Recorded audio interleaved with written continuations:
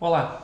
Nessa aula vamos ao terceiro e último caso de distribuições contínuas de cargas, nesse caso o volume de cargas. Então, por exemplo, dado um volume de cargas distribuídas ao longo de um volume, de que forma nós podemos calcular o campo elétrico em um certo ponto distante desse volume de cargas? Essas cargas podem ser positivas ou negativas.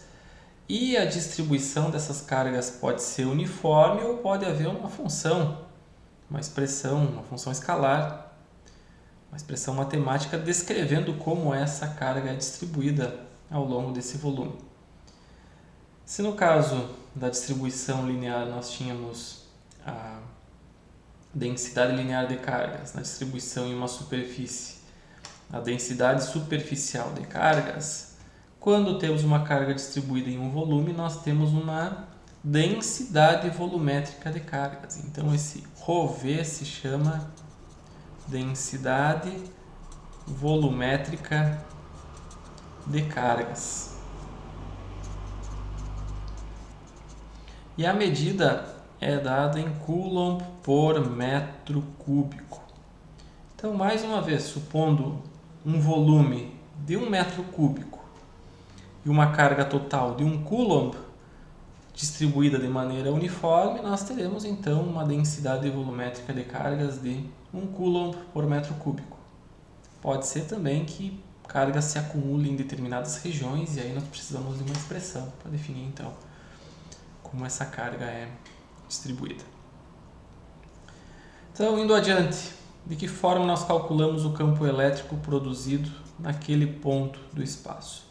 Nós precisamos definir o que é uma carga infinitesimal, uma carga elementar. E a partir daí, definindo quem é o vetor distância, nós temos condições de determinar um campo elétrico infinitesimal. Se nós somarmos o campo elétrico infinitesimal ao longo das cargas elementares, nesse volume nós temos o campo elétrico total nesse ponto. Então, o elemento diferencial de carga de Q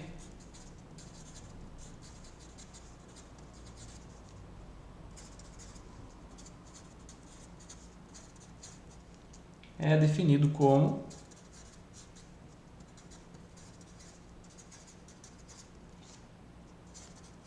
dQ vai ser ρV, onde ρV é a densidade volumétrica de cargas, dV, onde dV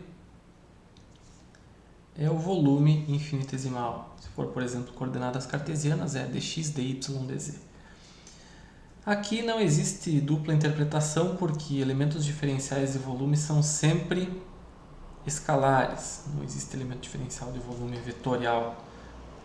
Então não tem problema de confundir, como nos casos de distribuição ao longo de linhas de carga ou superfície de carga.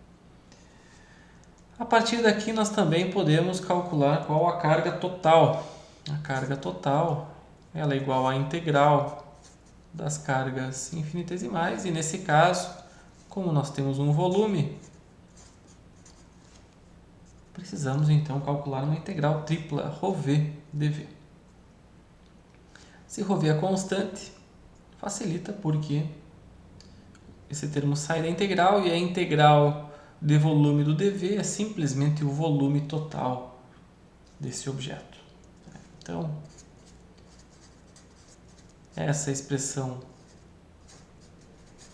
para cálculo da carga total. Se ρV não for constante, nós precisamos utilizar então essa integral, ele fica dentro da integral e participa do cálculo, dadas então as dimensões desse volume colocadas aqui como limites dessa integral.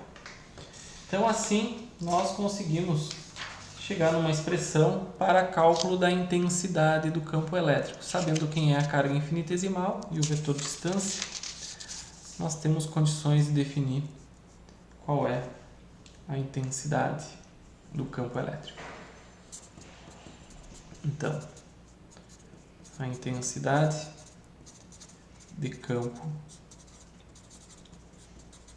elétrico E para um volume de cargas é o quê? 1 sobre 4π ε0 integral de volume ρV dV módulo do vetor distância, tudo isso dividido pelo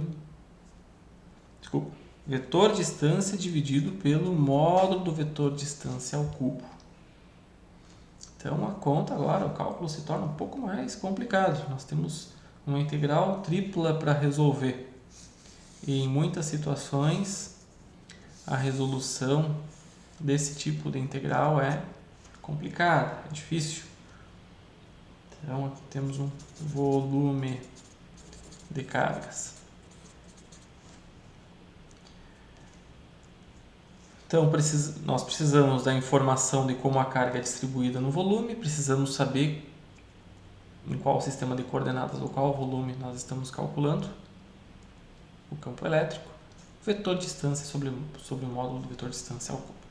Então, uma expressão bem parecida com as anteriores, que vocês já conhecem para carga pontual, carga distribuída ao longo de uma linha de uma superfície, mas que tem um grau de dificuldade maior na sua resolução, justamente pela interconexão entre as variáveis aqui relacionadas às integrais de volume. Então, espero que vocês tenham entendido a ideia de como se calcula isso.